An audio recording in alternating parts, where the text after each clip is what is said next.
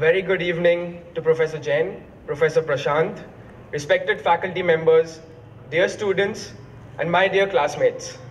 I'd like to take this opportunity to thank everybody who has been instrumental in the success of my class. A special mention to our late retired Major General Vijay Aga, without whom setting up our institute would have been close to impossible. It is an honor to be standing here with a chance to address my teachers and my friends. I take great pleasure in commemorating our journey through the last 4 years and paying my personal tribute to my class, the graduating class of IIT Gandhinagar 2013. It was the 22nd of July 2009 when 109 young, anxious boys and girls walked through these gates of IIT Gandhinagar. Today, on the 5th of April 2013, the same gates are preparing to witness the graduation of 109 metamorphosed men and women. Class of 2013, fun and frolic for us began with a bang in the form of our week-long foundation program. I'm sure all of you still remember the famous sights and sounds of the melodramatic theatre workshop and the enlightening visits to Lothal and IIM Ahmedabad's architectural wonders. Soon before we knew it, we had made Ashok Vihar's H and I block our home. The extremely compact arrangement of flats and rooms made it strikingly comfortable and increasingly natural for us to interact with each other. Ashok Vihar did pose its challenges as well, the biggest one of which was the completely unreliable water supply. The several times we got into quarrels with the other inmates of Ashok Vihar reminds me of the kind of united batch we are, and we've been since then. Celebrations galore, including Holi and Earth Day, still bring vivid pictures of an energetic and proactive group to mind. Our class is often referred to as the most notorious and the most united class of IIT Gandhinagar, and not without reason. It takes immense courage to stand up for your fellow classmates in the face of another easy alternative, but somehow our class held in there, beyond all odds, and fought back as a group in the end of our first year. Hats off to you. Nevertheless, the very special first year concluded literally on a high note with the successful execution of our first Blitzkrieg and the Himalayan trekking expedition. At 12,000 feet, isolated from the world as we know it, many of us experienced friendship and serenity redefined. Some of us were later compelled to move into the new boys' hostel, even before the floor tiles and the bathroom doors were in place. It seems like time flew after this, with our class separating into branches, advanced engineering courses, internships, exams, and a lot of fun. But what is particularly striking about our class is that we played key roles in the conceptualization and execution of several innovations. The Palantir has the potential to showcase our students' creativity like none other. Amaltya promises to be a platform to reach out to industry and technology intellectuals.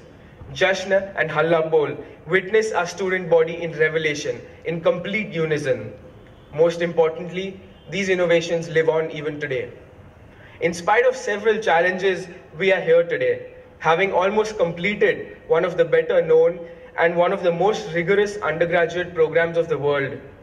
At this point in time, I urge you all to pause and acknowledge your own efforts and achievement. Let's celebrate what we've made possible. Can we have a round of applause for ourselves? That said, it's time to gather our thoughts and discover new possibilities for our future. I distinctly remember that my English teacher at school once told my class, "We are lifelong learners. You don't really learn unless you fail, and you don't really fail unless you try something hard enough that there are fair chances that you fail." I'm sure all of you remember the joint entrance exam. Was there not a significant probability that we wouldn't have made it? We still put heart and soul together to find our place at the Premier IIT. This is it. This is what we have to do. And all I say is, let's fight. Let's face every difficulty in our future with our heart and soul. It's a fact that things will often simply not work for us. I'm sure many of you have felt this at some point in your life. These situations fool us into getting frustrated and believing that nothing can be done to improve the situation. To face such situations and to get the better of them, I urge you to take a deep breath, to double check whether your desires are reasonable, to make up your mind, and to go behind your desires with full throttle. I urge you to make a fuss about what you believe in, to stand behind your beliefs, and to believe that we can make a difference. Interestingly, when things genuinely take an unexpected turn, we're often placed into something like an alternate reality. And we feel that this alternate reality is not the ideal starting point for the paths that we've laid out to reach our final goal. And it's true, it's not. But what we conveniently ignore is that this new position is actually an ideal starting point to reach a new final goal. I urge you to explore the possibility that this new position may actually be something that suits you, and the new final goal may actually be something that you want to achieve.